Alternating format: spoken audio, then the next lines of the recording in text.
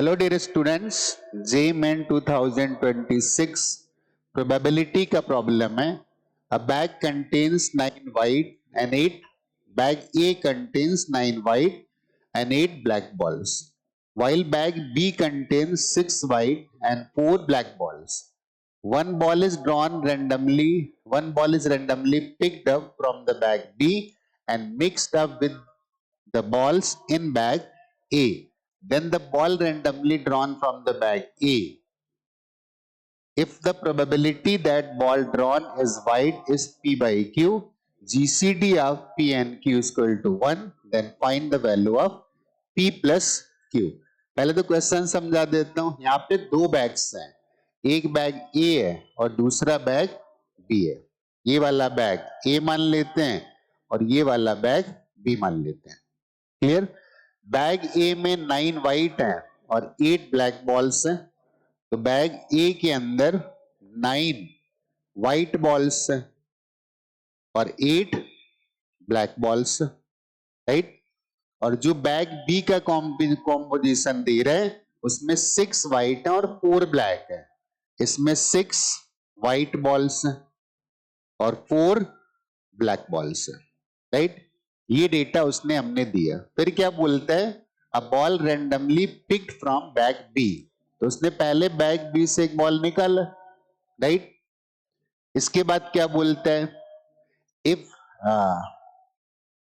And mix up with the balls in bag A. पहली जो event है ना, सबसे पहला स्टेप क्या था? पहला स्टेप था स्टेप 1 कि यहां से एक बॉल निकाला और निकाल करके इस बैग में ऐड कर दिया. ठीक है ना. अब ए बैग में एक बॉल बढ़ गई. Then a ball randomly drawn from bag A, right. तो अब ए से उसने एक बॉल ड्रॉ करी है, right. One ball drawn from this bag. और फिर बोलता है if the probability that ball drawn is white, ये वाली बॉल व्हाइट निकल आती है, इस बात की प्रोबेबिलिटी उसने हमें दे दिया. And that probability is P divided by Q. Clear? And GCD आप PQ 1 दे दिया तो P प्लस Q पूछ रहा है. क्लियर? जब भी कभी बात प्रोबेबिलिटी की आए तो सबसे पहले सोचना चाहिए क्या क्या संभावनाएं हैं और हमारे मतलब की क्या संभावना है. यहाँ पे पॉसिबिलिटी हो क्या सकती है? ऐसा नहीं था कि बैग ए में व्हाइट बॉल्स नहीं थी. बैग ए में पहले से ही व्हाइट बॉल्स थी. तो यहाँ पर एक पॉसिबिलिटी तो ये हो सकती है कि हमने बैग बी से एक बॉल निकाला और वो बॉल था व्हाइट और इस वाले बॉल को ऐड कर दिया किसमें? बैग ए में ऐड कर दिया. तो अगर हम इस बॉल को बैग ए में ऐड कर देंगे ना, तो उसके पास कितने व्हाइट्स थे? 9 थे. अब कितने हो गए? 10 व्हाइट बॉल्स हो गए और ब्लैक बॉल के नंबर पर कोई फर्क नहीं पड़ा.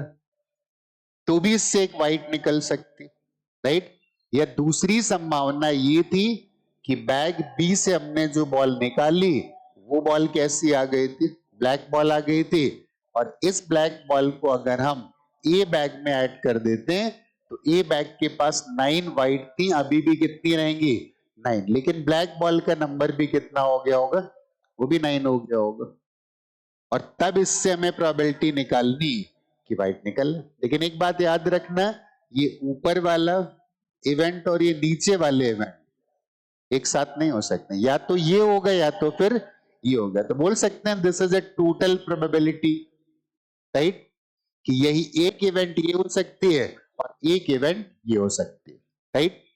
तो काइंड ऑफ कंडीशन पहले से आ चुकी है. किस पे व्हाइट ऐड किया तो व्हाइट निकालना है और इस पे ब्लैक ऐड किया तो यहां से व्हाइट निकालना है.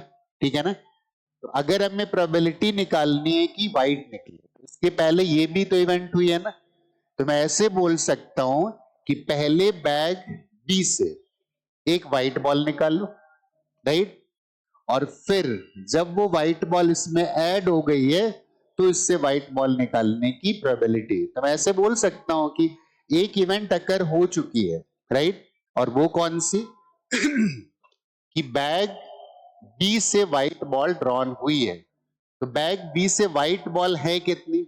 6 थी। ब्लैक बॉल कितनी थी? 4 थी। टोटल कितनी थी? 10 थी। तो इससे व्हाइट अगर निकालना है तो विथ व्हाट प्रोबेबिलिटी? तो 6 डिवाइडेड बाई 10। इस प्रोबेबिलिटी के साथ हमने यहां पर एक व्हाइट बॉल निकाली। या पहले काम करते हैं, टोटल प्रोबेबिलिटी का केस है तो दोनों अलग अलग लिख के ऐड कर देते हैं। तो सबसे पहले इस वाली इवेंट पे ध्यान देते हैं। बैग बी से व्हाइट निकाला विथ प्रोबेबिलिटी 6 डिवाइडेड बाई 10। अब जब व्हाइट निकल चुका है तो इसके बाद हमें बैग ए से भी क्या करना है? व्हाइट निकालना है। तो व्हाइट कितनी थी? 10 थी। एंड टोटल कितनी थी? टोटल 18 थी। ठीक है ना? तो व्हाइट निकालने की प्रोबेबिलिटी कितनी आ जाएगी? 10 डिवाइडेड बाई 80। ये इवेंट एक साथ हुई है, पहले ये हुआ और फिर ये हुआ। मैं तो एक सजेशन जरूर देना चाहूंगा कि जब प्रोबेबिलिटी सॉल्व करें तो फॉर्मूले पूरी तरीके से अवॉइड करें। जब समझ में आ जाए तो जैसे फॉर्मूले लगाने हो वैसे लगा सकते हो, क्योंकि ये सारा खेल समझ के है। अगर हम समझ के नहीं गए तो हमको लगता रहेगा कि हमने क्वेश्चन तो सॉल्व कर लिए, बट ड्यूरिंग एग्जाम वो हमें क्लिक नहीं करेंगे। ठीक है ना? इसलिए यहाँ पे समझ का बढ़ाना जरूरी है, इसीलिए चैप्टर इंपॉर्टेंट भी है, राइट? कि बहुत ज्यादा बिना समझे प्रैक्टिस करने के भी आउटकम नहीं आते। ठीक है ना? एक पार्ट तो हमारा ये हो गया। ठीक है ना? दूसरा केस क्या हो सकता है? दूसरा केस हो सकता है ये वाला कि हमने बैग बी से एक बॉल चूज किया और वो कैसा था? ब्लैक बॉल था। तो बैग बी में ब्लैक बॉल थे कितने? 4 थे। टोटल कितने थे? 10। तो ब्लैक बॉल चूज करने की probability that is 4 divided by 10।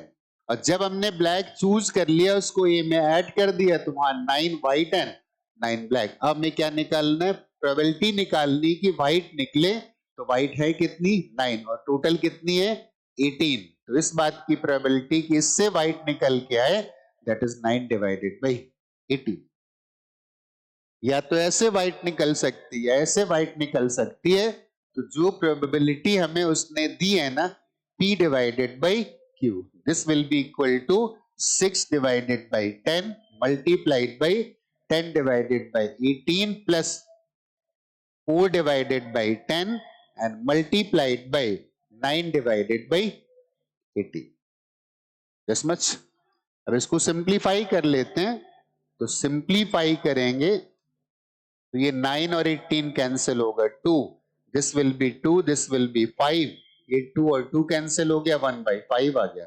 6 से कैंसिल करोगे तो 3 आएगा, ये 10 और 10 कैंसिल हो गया तो यहां से आ गया 1/3 और plus 1/5 and 1/3 plus 1/5 that is 8 divided by 15। ये हमें इस बात की प्रोबेबिलिटी मिल गई कि हमने लास्ट में जो बॉल निकाली वो व्हाइट थी। अब उसने एक टर्म दिया है क्या? जीसीडी। तो ऐसे तो जिसने नहीं पढ़ा उसको लगेगा कि मैंने शायद पढ़ा नहीं, लेकिन जीसीडी का मतलब होता है ग्रेटेस्ट कॉमन डिवाइजर।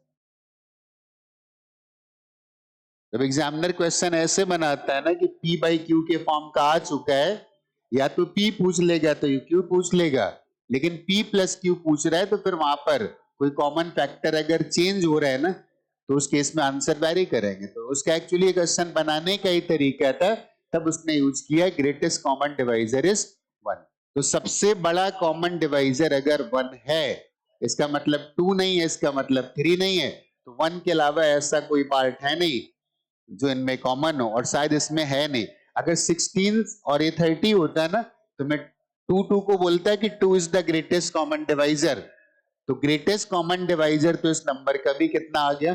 1 आ गया। अगर इस नंबर का ग्रेटेस्ट कॉमन डिवाइजर 1 आ गया है तो ये वैल्यू P लिखी है और ये वैल्यू कितना लिखा हुआ है? P Q। तो P की वैल्यू कितनी आ गई? P की वैल्यू 8 और Q की वैल्यू कितनी आ गई? 15। हमसे क्या पूछा है? P plus Q। तो P प्लस Q को लिख सकते हैं 8 प्लस 15 और कितना आ गया? This is 23। तो 23 का मतलब second part will be the correct answer. GCD का मीनिंग समझ में आया? This is greatest common divisor. जब भी कभी ग्रेटेस्ट कॉमन डिवाइजर 1 आ जाए, इसका मतलब उन दोनों नंबर में ऐसा कोई भी फैक्टर नहीं है जो फर्दर कैंसिल होने वाला है। आई थिंक बात समझ में आ गई होगी।